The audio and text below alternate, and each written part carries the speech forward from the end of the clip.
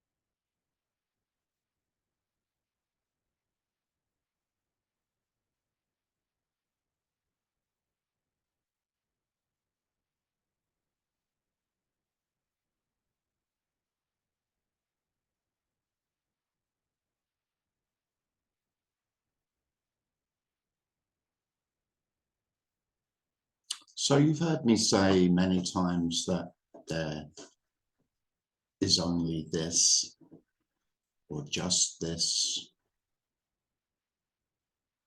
or this is it.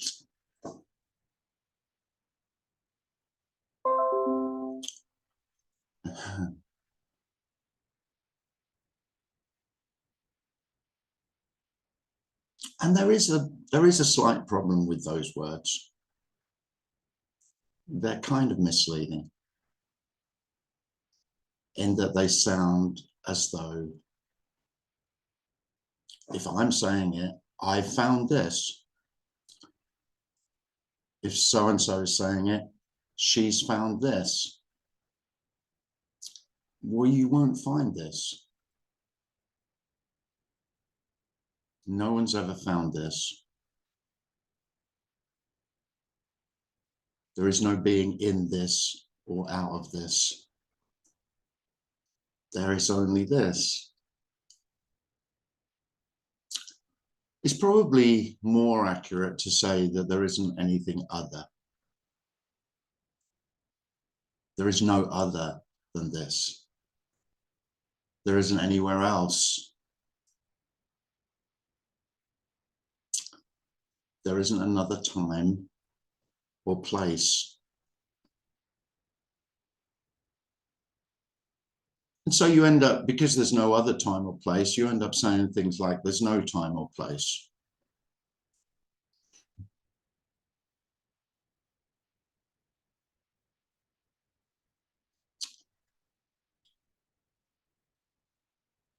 The problem with speaking about this is it can only sound as though if you're speaking about it, you know what you're talking about. And I can't emphasize enough, I don't know what I'm talking about. That seems to enable it's like permission to speak about it.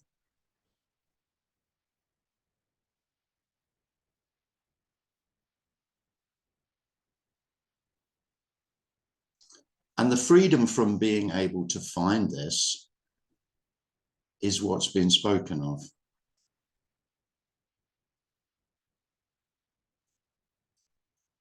And then unfortunately, if you speak about it, you get accused of leading seekers,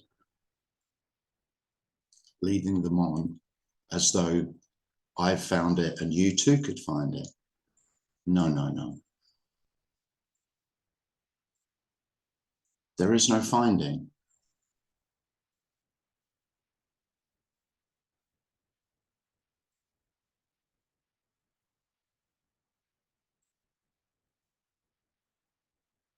This can't be found. But equally, it can't be lost. There's simply no other. No elsewhere. Nothing else.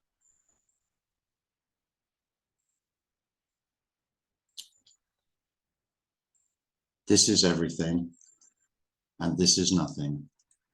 Even nothing else can't be found.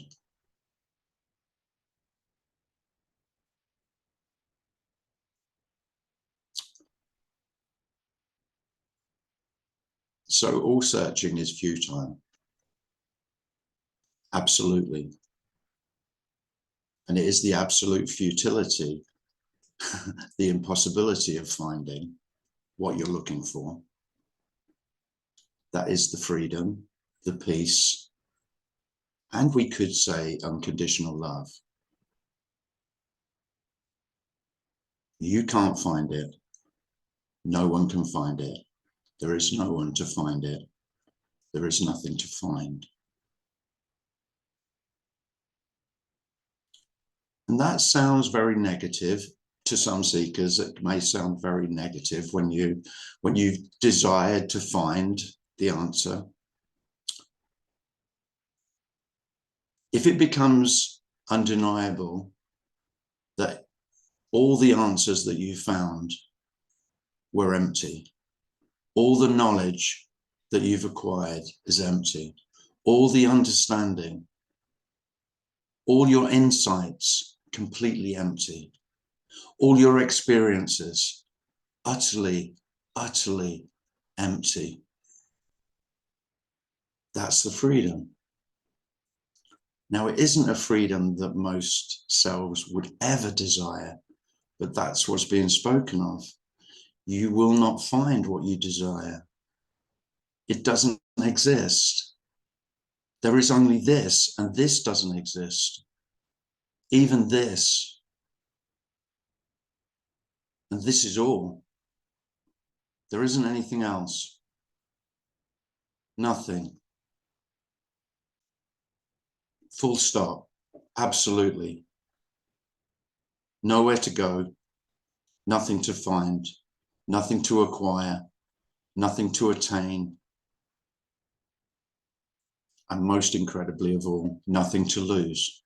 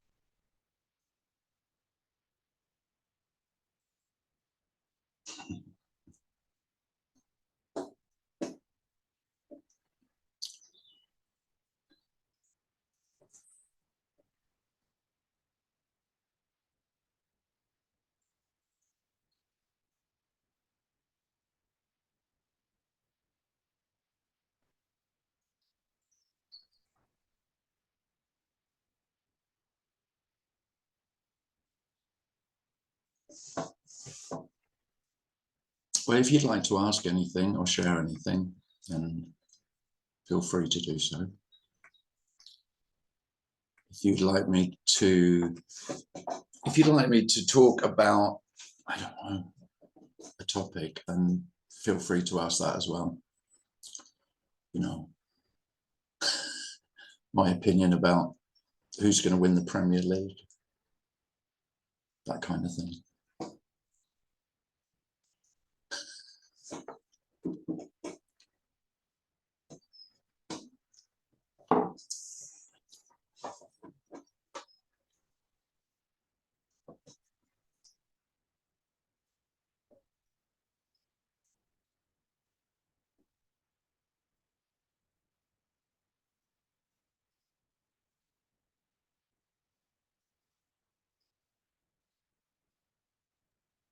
Razia has a hand up. Hi, Razia. Hi. You see, no one wants to talk, so I said, do me full of silence. How are you? I don't know. Really. I can't. Good I answer. can't say. sometimes, yeah, there's just this exuberance, I think the word is. This joy, sometimes. Like you said, this can't be found or lost. And I mean, because who's looking really? And I think that we do live between these two worlds, you know, this tangible world where everything is as is with all its problems, and then this world of just emptiness. And I don't know. All I can do is describe what it's like for me, you know? It's like one day you just wake up and suddenly you're referring to yourself as the third person.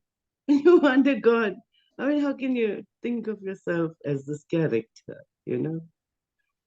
And I kind of yeah, deliberately try not to do that, but yeah, I know what you mean. yeah. It's like, People get a bit if you start referring to yourself in the third person, then in a one-to-one conversation, yes, it's quite unnerving for the other human being. So I try not to do that. If I don't refer to yourself as Razia, because it just yes. Yeah, because I used to laugh when people used to do that. It was so funny, you know? yeah. And suddenly I'm looking at myself and there's this, but I mean, it's like some every day you're waking up to a different person, like, you know, there's something different about you. I don't know, like sometimes it's, and strange things like happening, like, you know, like this one day I woke up in the night. I don't know if I was awake or what, but I could hear this person snoring, like, you know, and it was scary. And then suddenly in that state, I realized it was me snoring, you know. And this next day I woke up and it was like someone was breathing, like, and then it to say that I was. And then I'll have like, I go to these meditations, you know. I like the meditations for some reason. And then suddenly it's like, I don't know, like I'm not there, you know. It's, I don't know where I am. And then it's, but I know that,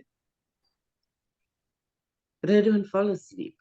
But it's like you're blanking out. And then you wake up. It's like, it's not asleep, but you're waking up. So yeah, it's at this moment, it's kind of scary it was like, but then the fear goes away and there's total acceptance now. Like, I mean, whatever happens, happens, you know. I don't know. I don't know where. Uh, I don't know anymore. All I can see is that I look at myself and I start feeling myself and I start looking and saying, am I here? You know? And it's so funny. You can feel yourself, but you can't see yourself. And yeah, and then I look at others like, then I see people disappearing. They're becoming ageless. So I don't know. I don't know what this No, is. no, you I won't. just feel, yeah, that, You can't know, Razia. yeah, I can't know, No. but I mean, I feel this like a flow, you know, like this, like suddenly I'll be listening to a piece of music and then there's these words that just want to be expressed and I run to my phone. I'm writing all the words down.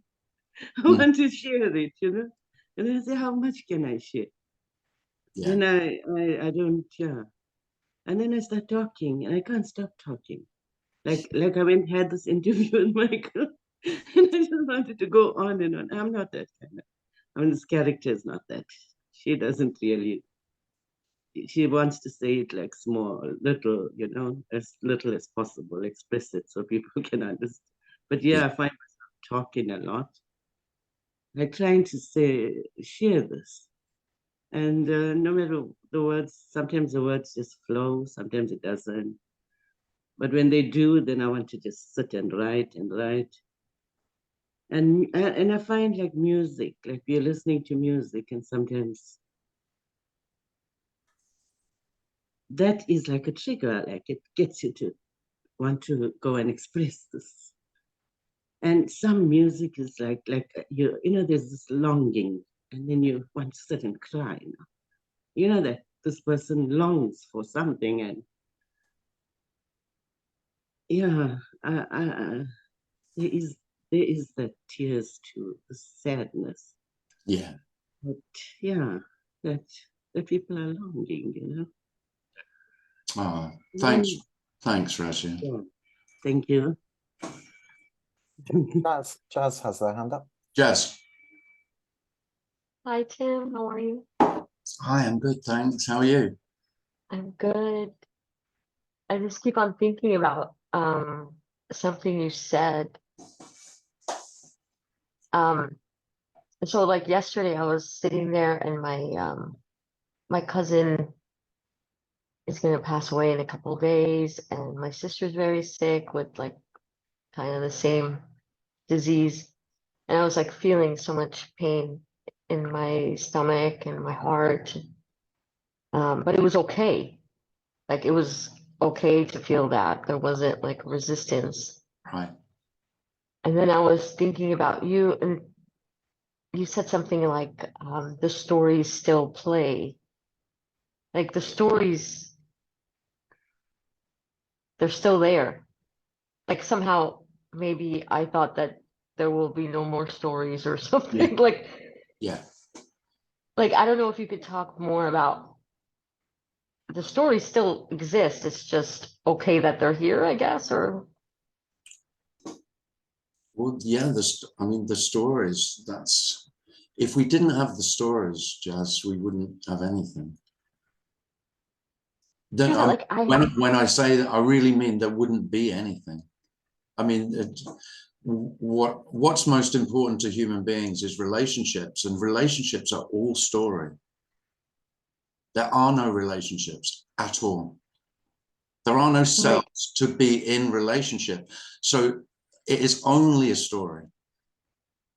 There isn't a relationship between you and any other human being. There isn't. There are stories of relationship. That's what we have. We don't have anything without those. Now, what self does is claims the stories as mine. They're my relationships, and so they're my stories. But of course, they were never yours. The stories don't belong. We're just storytelling creatures. And the stories... That's what the no escape means. Yeah, absolutely. You're not going to escape the story. Now, I used to listen to a lot of stuff that suggested the story was the problem. Or you could change the story. Well, you're still in the story, or you've told this story. Now, all you need to do is restructure the story, retell the story in a positive way, and then life will completely be transformed. And of course, that's hugely attractive to self. Self wants a better story. If you think about what you've tried to do, what self tries to do in life, it tries to tell the best story it can for itself. Now, you could say that, try to improve the story. However, self isn't interested really in a good story. It just wants a powerful story, a story that makes me feel real.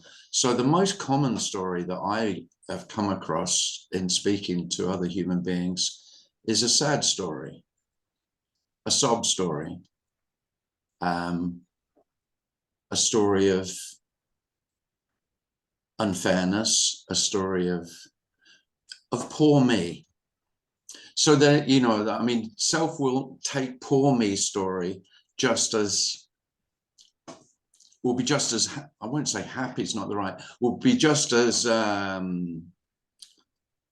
interested in a poor me story as a great me story, because I feel so real. That story of all my problems, all my issues, all the unfairness that's been done to me, all of my trauma, all of, you know, I was born into the wrong family. I was born into the wrong, all my hardships. Self loves those stories, and self will live out that. It lives in that. Now, without me, those stories still remain. But of course, if they're not mine, they've lost all their power. They don't have any power at all. They're just, I can tell you my sob story and it will have just the same kind of weight that your story would have. Because actually all stories are equal. They're all made up. We all make up our own shit. Everybody has a story. And that's, and of course, what I'm saying now is just another story. But yeah, to answer your question directly, of course, the stories don't go anywhere, no. And the stories aren't really a problem. Yeah, it's just the person that's making it a problem. I seem to still have, like, when things are not, okay, well, I can't say things are not right, but in my eyes, they're not right, you know? Like if there's like abuse or if there's something so horrible, you know, I still feel, I just did it yesterday. I was yelling at my family. I was like just yelling at them. Like, how could you guys not do anything? And they're like, what is there to do? I'm like, you guys are more non-dual than me. I'm like going off, you know, getting so upset, and they're about something that's just not right. You know, like there's like certain values or certain that I just, it still feels like I don't know. Maybe it's okay to do that. I don't know. I don't Of course it's okay to do that. Of course it is. You don't have, I mean, here's another myth about this notion of how will life be without me, without the sense of me? Well, it will be free. There will be a freedom, and one of the freedoms will be emotional reaction. So don't be at all surprised if you start acting a fucking lot worse without yourself. Because one thing that self is very good at is self-restraint. That's what it does. Self contains the human being, contains it. Avoiding conflict, avoiding emotion, avoiding confrontation, avoiding, in case I fucking upset someone. I mean, there's the epitome of most selves. I mean, good selves. I mean, arsehole selves, they couldn't give a shit. But, you know, most of you lot, you're good. You've tried to be good girls and boys. I know. We all have. We were brought up. We were so conditioned that this behavior is good. Now, without that, you know, it's like a rain. Without you reining in the reaction, reaction will, you know, you just happen not to be there when anger appears. Well, then the anger's got full reign. It's just unleashed. Yeah, I feel like I was worse. The devil unleashed. So somebody says something and you think, well, that's shit. The words "that's shit" have already appeared because there was no one intervening to stop them. So there's a real myth about awakening, I think, or whatever we're calling this bollocks, is that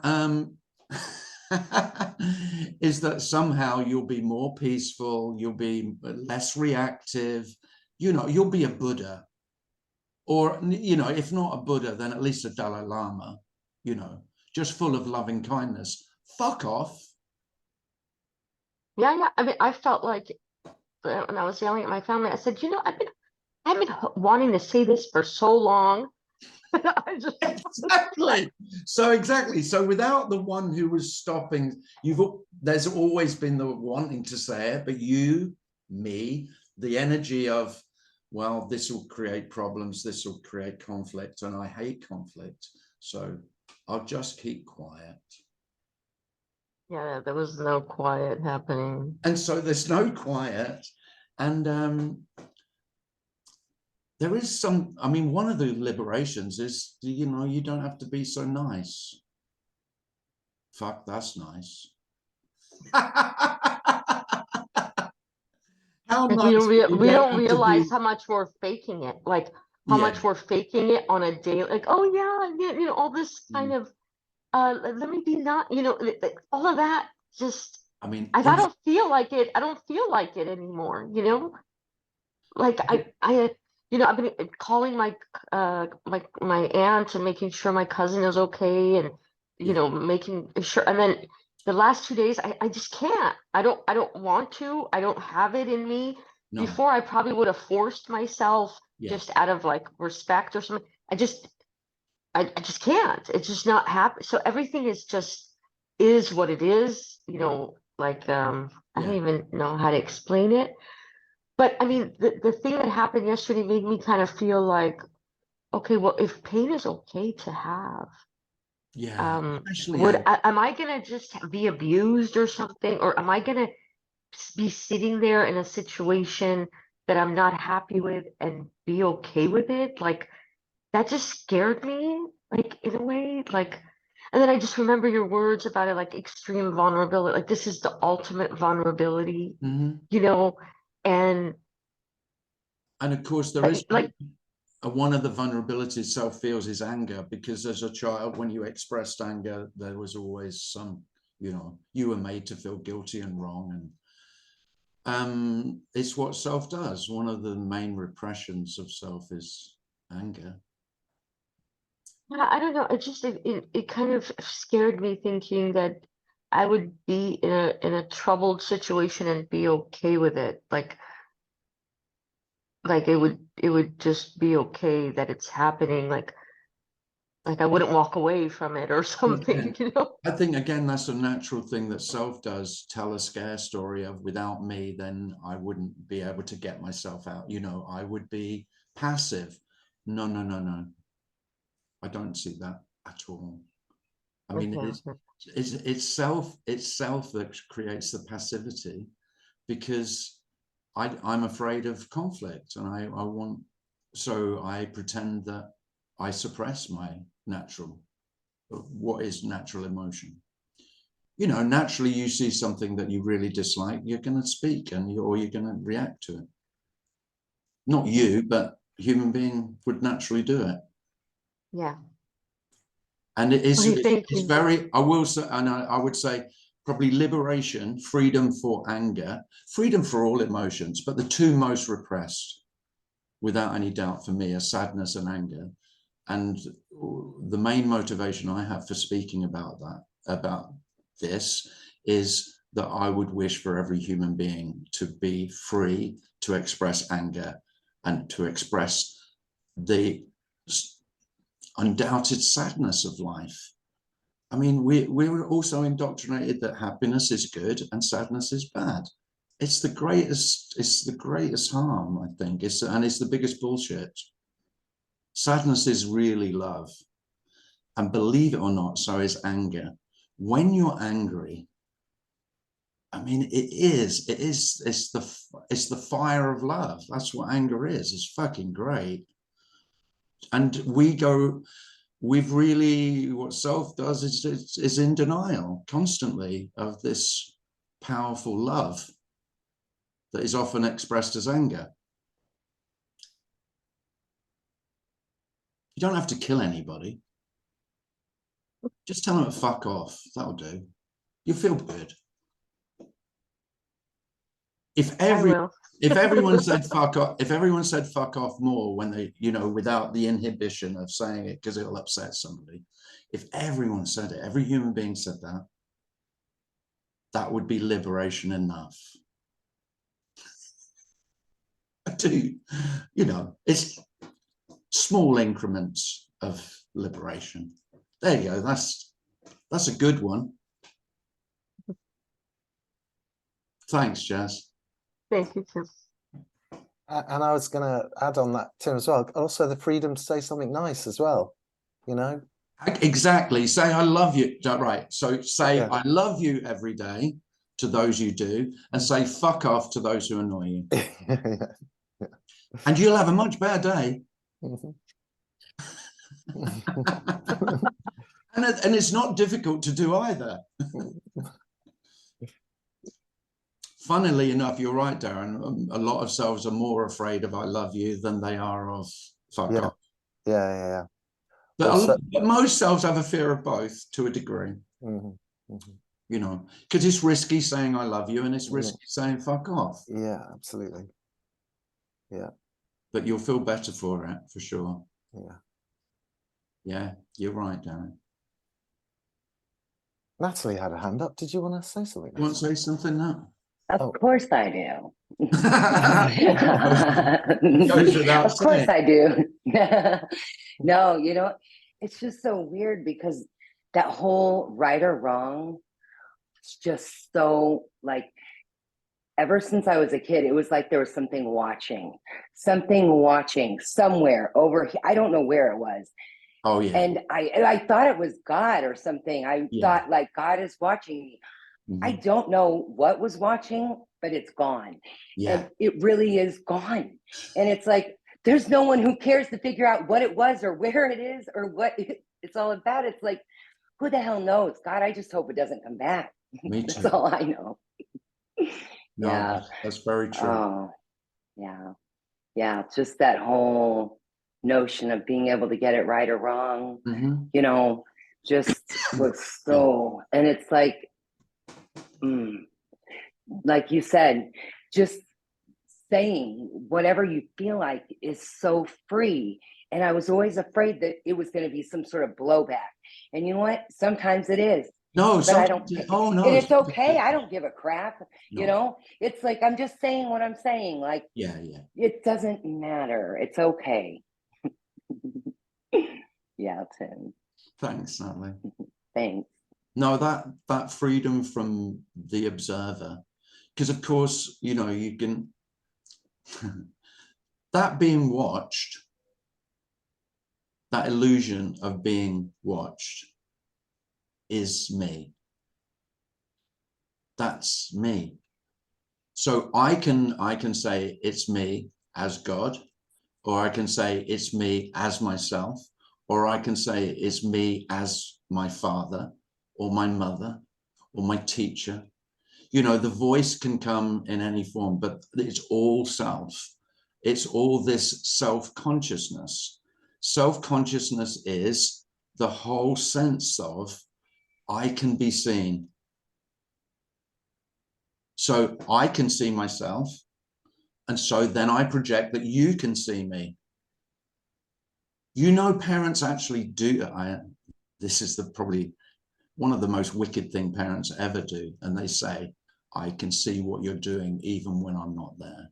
You know, this God-like omnipotence that parents, just to keep they do it out of love. I mean, it's a sick kind of love, but they do it out of love because they think that'll keep you on the straight and narrow and just so you won't go astray.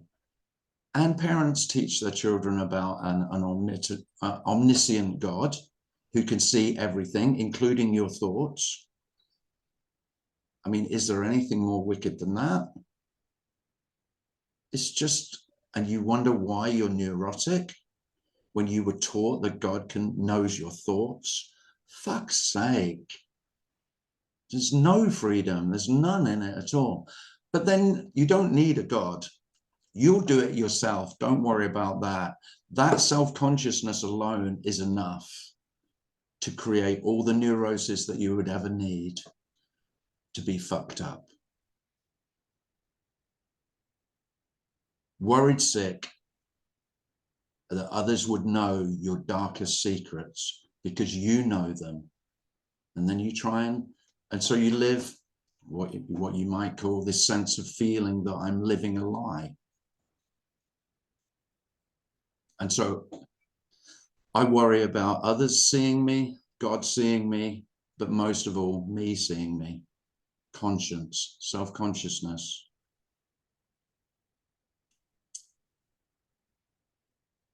Well, there's some brilliant news on that. No one can see you. No one's ever seen you. There isn't anything to see. So if they looked inside you, it would be a fucking great vacuum. But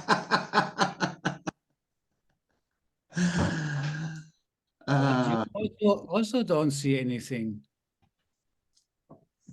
Sorry, who's that? That's Ananda. Hi, Ananda. Can you talk about orientation? How do you orient yourself in life? Well, what do you mean by orientation, Ananda? I don't know. I'm really missing orientation. Do you mean knowing where you are? Is that what you mean? No, not knowing where I am, knowing where to go. Oh, well, that's the same thing. You need to know where you are in order to know where to go. Otherwise, how are you going to get there? You need to know where you're starting from. So Exactly. You don't know anything. So, well, well, it's a good question, really, and the answer is very simple. I don't orientate myself. Nobody needs No, orientation. there isn't. The wonder, Ananda, is that there's no requirement for orientation. That again is a story that self says, I am where I am. I'm at the center, and I need to know where I am in order to know where to go. Go on. Don't you miss it sometimes? Yeah. I mean, it was so Maybe. nice. Influences or masters or anything, you could orient. It's so nice. And now it's nothing gives you any orientation. I will. I don't understand you. You Oh, lost. you're muted, Tim. We can't hear you. It's only actually you're not muted, but your audio is gone. How's your microphone? Just cut out.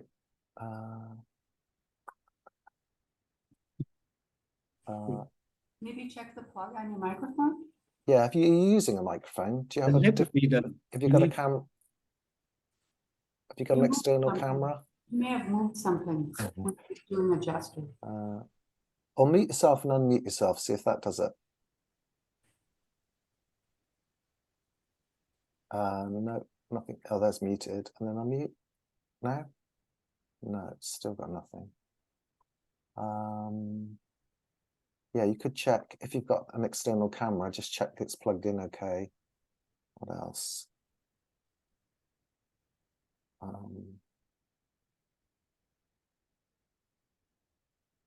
If you're still there, down on the bottom left where it says mute, there's a little arrow. You can click on that and it'll open up a menu. You might be able to adjust in there. No, I had to restart. Just an FYI. Oh yeah, you had to restart. I had to restart. Yeah, maybe, or you could try. Thing is, Tim's computer's a little slow, and it might take a while to reboot.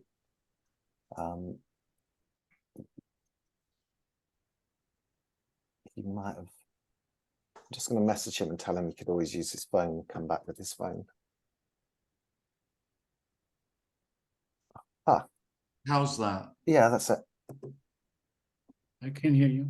Wow, I managed to fix it. Well done. Kind of. Ananda, what would you like to say? Do you want to say anything else, Ananda? No, thanks.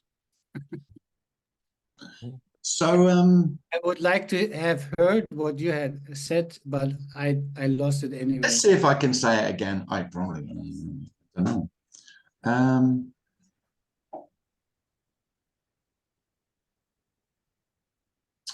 You said, do I miss it? Didn't you? Did you say that? Do you? Yeah. And there is some missing of the motivation that comes from being able to get somewhere. So there is some. I'm going to have to confess here that there's less excitement. Less excitement, because there is great excitement about knowing I'm here and then imagining the journey that I'm going to go on and fantasizing about the destination. Now, it's not that couldn't happen anymore. But if it happened, I just go, well, that's bollocks. And so there's no, there can be no investment in it anymore. And you know how excited you were when you had a new project. Exactly. Oh, fuck, That's fucking How- self. do you have any projects, or do you just live your daily life like a routine? Or So yeah, I can still have a bit of a project. I can get vaguely excited about lowering my golf handicap. yes, okay, I play And a chess. little bit excited about just reducing my waistline by a couple of inches going to the gym. Okay, this I didn't understand because my English is not so good. Okay. But I used to have really grand projects about, I mean, if you fantasized about awakening, enlightenment, or liberation, I'm happy this is over, but I mean, that when that's over, I mean, and that's been a big part of your life, my life, then of course there is disappointment, yeah. that's not what I'm disappointed about. But What, I'm just what are you disappointed about? that I don't know how to orient myself in this, what to do. You don't know what to do, yeah. But like you said, because what there is nothing to do in a way. What do you want to do? I don't know. That's the problem. Well, if you don't want to do anything, there isn't really a problem in not doing anything, is there? No, most of the The time. only no. problem with not doing anything is the thought and the feeling that I should be doing something. Right, that's kind of the loop I'm also. And remember, that's a really old habit, that thought loop of I should be doing something, I should be motivated, I should be making something of my life.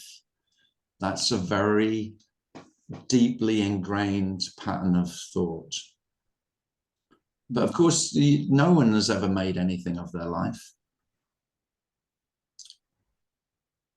Isn't that wonderful? The liberation is that we're all losers, Ananda. There aren't any winners.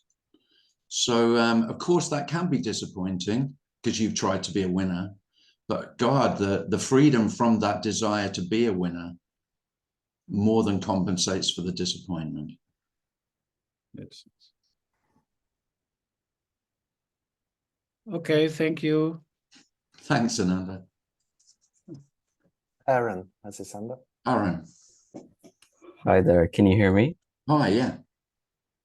Yeah, I was thinking earlier when you were talking about the freedom to express yourself. And it just got me thinking about when I'm having dreams. And in those dreams, I feel completely different, like sort of in a way where I'm able to say what I want, do what I want. And then when I wake up, it's just completely different. And it's really depressing. So yeah, I just want to mention that. Yeah, well, yeah, dreams can play out as fantasies of what you would hope waking life might be. They can do that. I mean, it's not really the circumstances of the dream that it's more like how I am in the dream. Mm-hmm. And is it like you're more authentic in the dream? Yeah, exactly. It's like I feel so alive in the dream, whereas in reality I feel so dead, you know. And it's like, how did it get to this point? Well, you won't be, I mean, if it's any conversation, Aaron, you won't be alone in feeling more alive in dreams than you do in waking. Yeah. I think that's far more common than we speak of. Mm.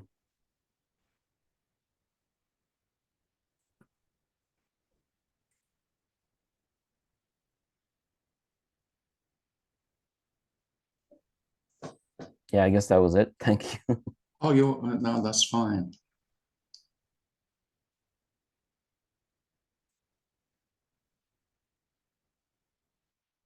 well, I wouldn't want it to get too Jungian about it.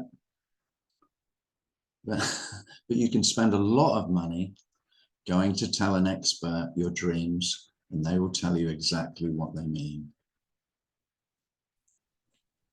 Not exactly, but they'll give you some hints. It can be fun. There's nothing in it, but it can be fun.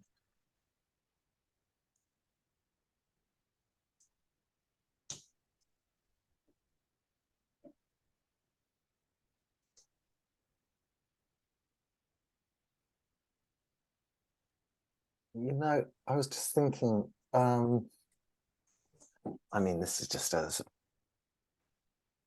I was thinking about what Natalie said about an observer.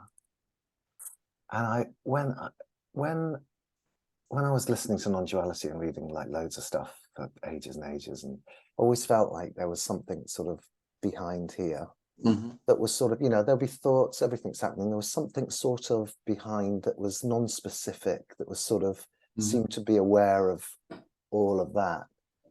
I couldn't quite really put my finger on what it was.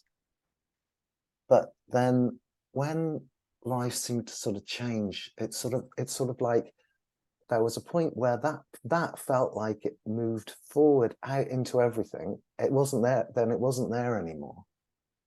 But I used to have this idea that was sort of, I don't know, you know, when people talk about, this is going to be really convoluted because I can't, you know, when people talk about awareness and consciousness, and years ago I used to think about awareness as this sort of unspecific thing that seemed to be aware of everything. Yeah. But then that just sort of, at one point it seemed to just move out into everything, and it just disappeared. So it's not there anymore. But when you were saying that's the observer is me, it's like, oh, that's sort of a different way of sort of framing it. It's like, oh, maybe it's not that sort of moved out into everything. It's more that just stopped, didn't happen anymore, and all that was left was everything.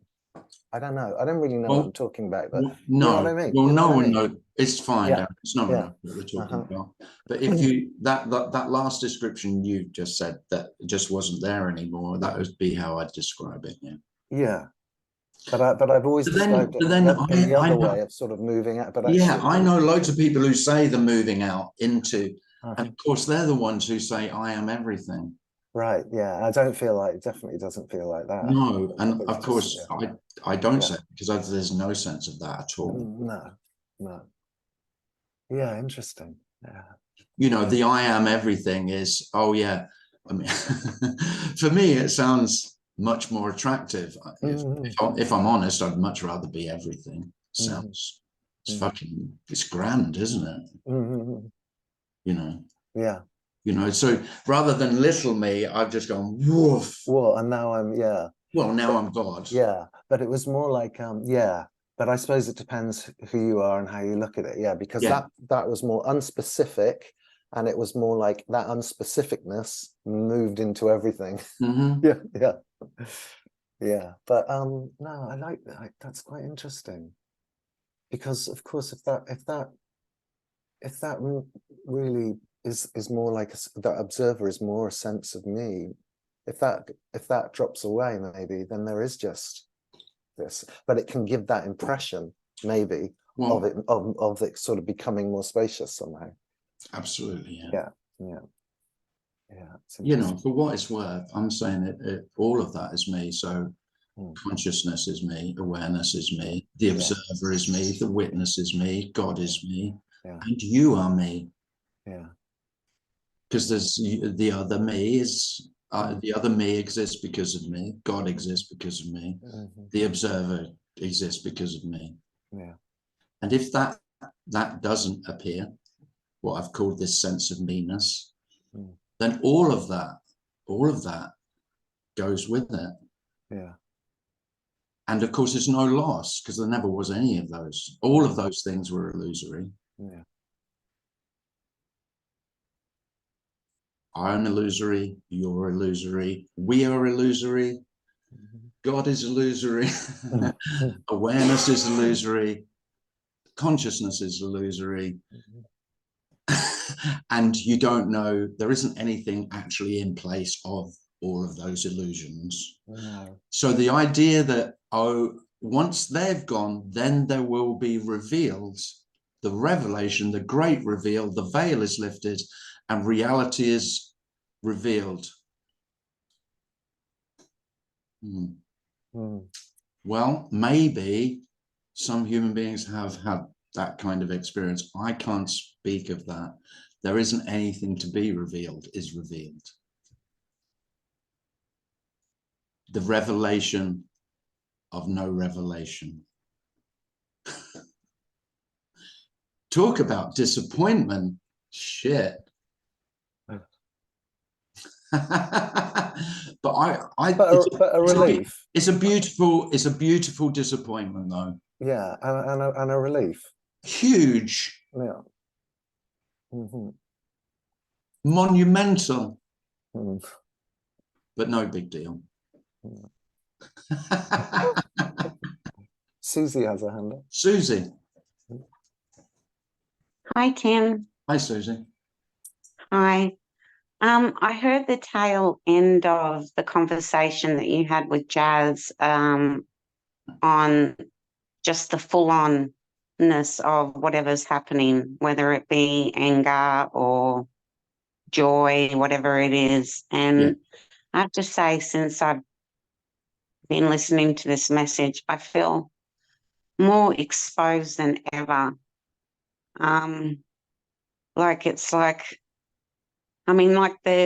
There's no control anyway, but it's just like there's no people pleasing. It's almost like, yeah, just everything is full on.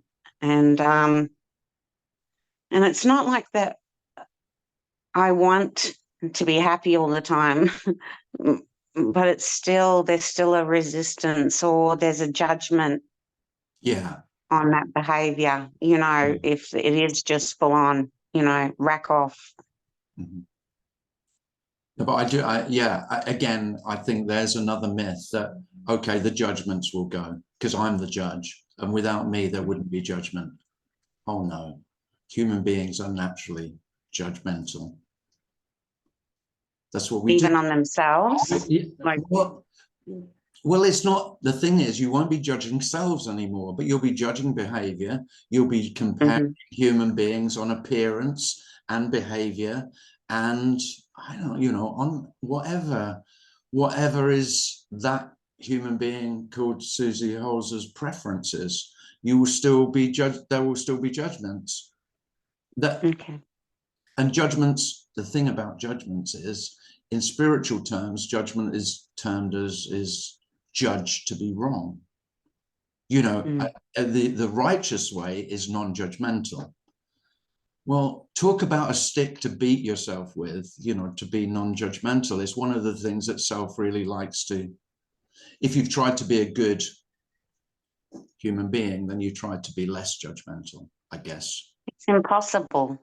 Absolutely impossible. Judgment is totally natural. Yeah. Thank you, Tim. Thank you. And however the judgments or the way in which Susie judges, you've said that your judgments, they're not your judgments. They're not how Susie Holzer judges. Tim's judgments are exactly the same as they were. I get pissed off with the same behavior that has always pissed me off.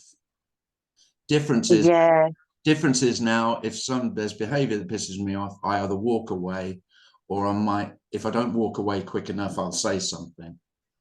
I think the energy about what you just said, underneath what you just said, is just felt like it's not my judgment. It's just that. It's just judgment. Well, the thing about judgment, again, it's just claimed by me. It's me is the claiming of everything for myself. So especially judgments, because I like to be righteous about my judgments, but there's nothing right or wrong with any judgment. It's just actually occurring like everything else. Yeah. Yeah. Thank you for your meetings, Tim. I find them really refreshing. I just love the way that you speak about this. It's, Oh, thanks. yeah. Oh, you're welcome. Thank you. Oh, thank you. I was just thinking, Tim, about you know, the amount of effort that people put into self-acceptance, or you're going to go to courses, or you read and you're trying to, you know, accept yourself. Yeah. But actually, you know, you'll that's never going to happen. But if self-judgment just stops, it's kind of the same as acceptance, except nothing accepted anything. It just it just stops. Yeah. Well, self-acceptance is, I mean, it can kind of only fail. Mm. I don't know how it was when you tried self-acceptance, but whenever I tried it, of course, myself was not having it. Yeah. He was like, who are you fucking trying to kid? Myself said. Who are you trying to kid that you accept yourself? You fucking know you don't, you bullshitter. That's right. What more bullshit from you. And how can you accept yourself? Because I know all about you. Absolutely. And there are things that, Yeah, you know, I know you're dark. I know what you really think. I mean, it was just not going to work. No. So I did try hard though. But then one day it just stops, and it's like, that's not a problem anymore. No. Yeah. No, because it's funny, because self-acceptance can be really, I mean, it can just trigger a much more powerful self-criticism that you're deluding yourself that you can be accepting. Oh, it was painful. I remember all those self-discussions. Yeah. Nice not to have those anymore. Yeah. Anita has a hand up.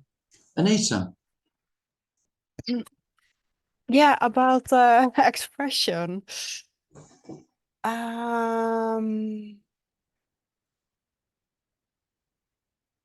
Yeah, I can see sometimes I hold back. I'm holding back with expression. And sometimes when I express the anger, you know, a friend came here, but we don't know each other well. So yeah, then there is something like I don't express my anger fully, and then I got lower back pain. Yeah. Yeah. But it's but I guess you have to in a way you have to dare to express for long, something like that. Well, I'm not suggesting you can do one or the other, Anita. You know, I'm not. Yeah, I'm of not course, saying yeah. you can choose. I mean, No, you don't have a choice, of no. course. It's just what's apparently happening. Yeah. All I'm suggesting is the less resistance, which is what self is, the less. Even with the fear of rejection, the fear of conflict that most selves have in expressing themselves clearly and fully, it might still happen. And I'm just saying that's okay. I'm not saying it's good, by the way. I'm not saying this is therapy as therapeutic. I'm just saying there's nothing wrong with it. Whereas we're very powerfully taught that there is something wrong with it, you know. To put others' feelings before our own, how I was very powerfully taught to me. And I think most children who are brought up to be good boys and girls, we were powerfully conditioned to put others' feelings before our own. And therefore self, the energy that we call ourselves, this was very restrictive, was very containing. And so naked feeling of any kind, whether it's joy, I mean, joy can be equally as threatening as anger. Sorrow can be just as threatening. Depends what sort of conditioning we had. And that doesn't go anywhere. As you know, the conditioning, I'm not in the game of saying without self, you'll be free from the conditioning. I'm saying there isn't anyone who has conditioning.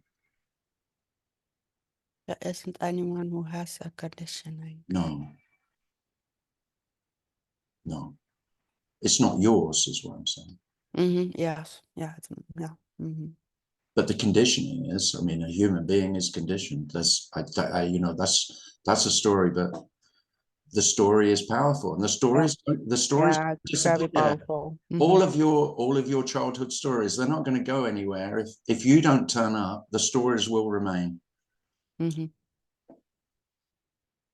they're not yours already. Yeah.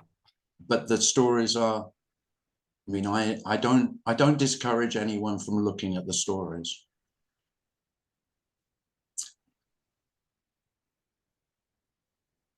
Thanks. Thanks, Anita. Yeah, and I was just thinking, if you're conditioned to put someone else first, and then you meet somebody that doesn't put someone else first, that's going to cause a big problem for you. Massively. Yeah, yeah, Yeah. yeah. There's a disaster. Yeah. Oh, Sophie. Hi, Sophie. Hi, Tim. Hi. You Hi. said something. Hi. You said something about judgments, and there's still judgment, but at the same time, something fell away. I'm not really sure what it is, but maybe it's like commenting, like just all these comments from the inside, like walking, like when on the street and seeing people in a situation. There used to be a lot of interpretation and comments, and maybe also judgment. Maybe like I don't know, but something is not there anymore, which is much better. Oh, well, that is lovely. Yeah. No, Yeah. and I would agree. I would agree that here the judgments. What I mean is, it isn't. It's not that judgments can't happen. It's that judgments don't have any of the. You know, I could see. You know, if I see a human being, the judgment thought might still happen, but there's no judgment about that thought that judges them. So Right, it's not judging. Because actually, one of the biggest problems self has is how it judges itself and its. Yes, exactly. Yeah. So without that, the judgments are kind of neutral. They don't mean anything. Yeah.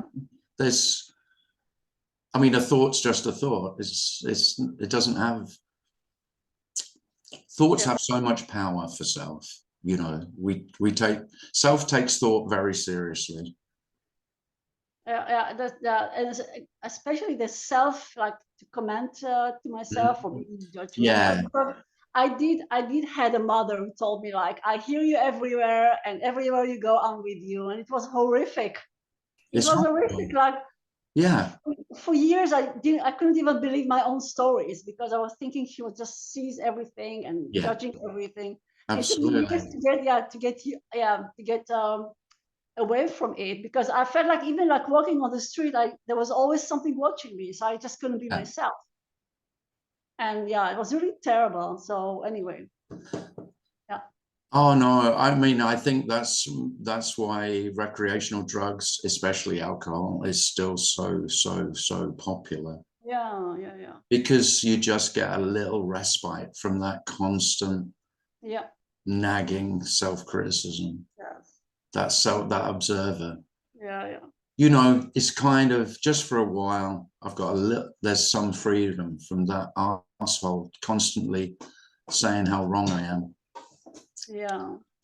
In my case, it used to be really terrible because I couldn't even feel the body. I just couldn't even be in the body. So it was, anyway, it's just great not to have that anymore. Such a burden. Thanks, Sophie. So thank you for saying that. Well, thanks for coming, everyone. Lovely to see you all. Thanks, Darren. Thanks, Tim. Have a lovely week. Thanks, Tim. Great meeting, Tim. Thank you. Thank you. Lovely. Appreciate it. Thank you, Tim. Thank you, Tim. All the best.